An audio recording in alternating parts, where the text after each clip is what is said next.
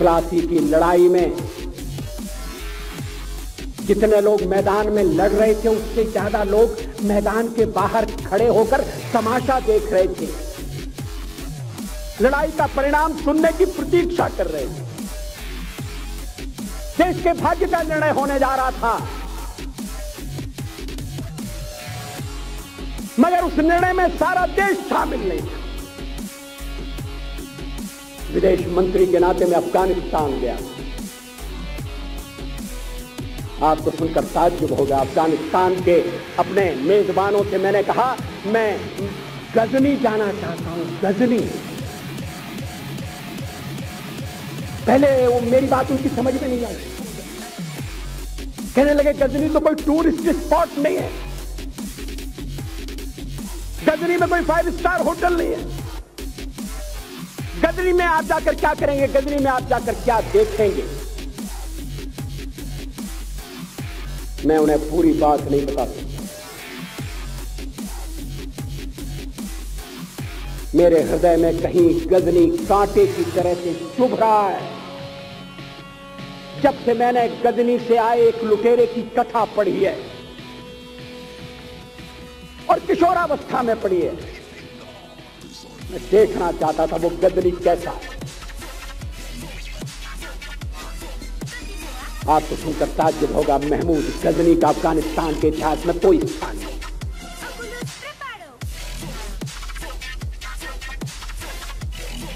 गजनी छोटी सी जगह, छोटा सा गांव। कल्पना करिए सैकड़ों साल पहले बात फूल उड़ती थी, झोपड़ियां थी, मगर एक लुटेरा लुटेरों को इकट्ठा करता हुआ सोने की चिड़िया को लूटने के लिए चला आया। आपस की फूट से जो राजा है वो लड़ेगा, जो क्षत्रिय है वो लड़ेगा। हमने समाज के बहुत बड़े वर्ग को लड़ने के अधिकार से वंचित कर दिया। हमने उन्हें हथियार नहीं उठाने दिए। मार्शल नॉन मार्शल के आधार पर हमने समाज को बांट दिया। वो लुटेरा सोमनाथ के मंदिर तक चला गया। पुजारी देखते रहे। मंदिर की पूजा भक्तों को करना पड़ता। मंदिर तो एक प्रेरणा का केंद्र है। मैं देशपांडे जी की तरह से नास्तिक नहीं हूं, मगर उनकी नास्तिकता में भी जो आस्तिकता है मैं उसका आदर करता हूं, उसका सम्मान करता हूं। वो जिस आत्मविश्वास से नास्तिक होने की बात कहते हैं, तो मैं उनसे कहना चाहता हूं वो सचमुच में नास्तिक नहीं है। जिसकी आस्तिकता है, जिसका विश्वास है, तो नास्तिक कहते हैं। विश्वास किसमें है ये बड़ी बात नहीं है, विश्वास है या नहीं। हमने समाज के बहुत से बड़े वर्ग को विश्वासहीन बना दिया।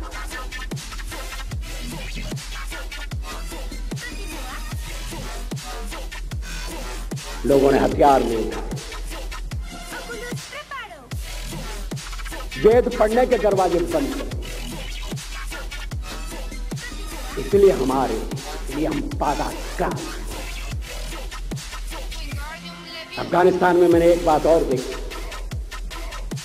मुझे जिस होटल में ठहराया गया उसका नाम था कनिष्क। अफगानिस्तान एक मुस्लिम देश है। मुझे बड़ा ताज्जुब हुआ। मैंने कहा कनिष्क यहां कहां से आए?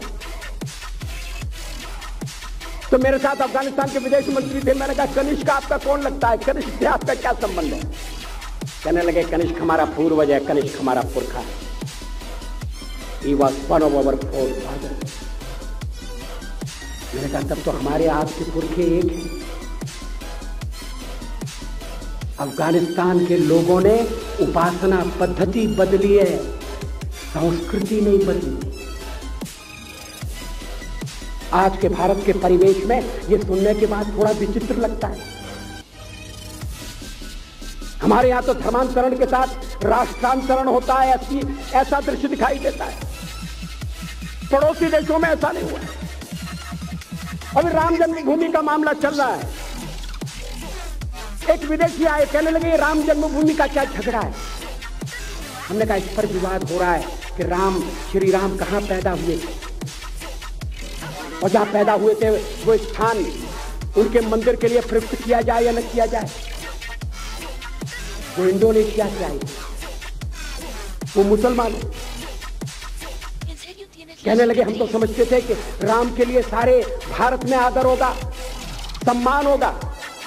हमने कहा ये आपने कैसे समझा।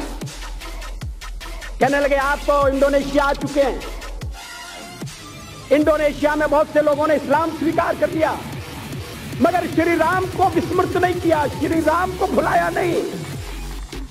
इंडोनेशिया के बाली द्वीप में 1 महीने रामायण की लीला होती है। मैं उस समारोह में जा चुका हूं। उस समय भी विदेश मंत्री मेरे पास बैठे थे। मैंने कहा ये रामायण ये क्या हो रहा है। मैंने कहा एक्सीलेंसी ये मंच पर क्या हो रहा है। कहने लगे एक्सीलेंसी आपको पता होना चाहिए। हमने कहा मुझे तो पता है मगर मैं जानना चाहता हूं। कहने लगे ये रामायण, ये राम है, ये लक्ष्मण है, ये सीता है। हमने कहा इनसे आपका क्या संबंध है, आप तो मुसलमान हैं। कहने लगे हमारा संबंध बहुत पुराना है, हमारा तब का संबंध है जब हम मुसलमान नहीं हुए थे।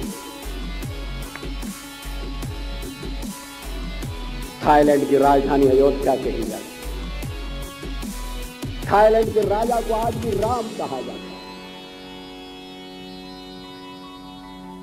सावरकर जी ने हिंदू राष्ट्र की बात की, हिम्मत के साथ। बुनियादी तौर पर भारत हिंदू राष्ट्र है।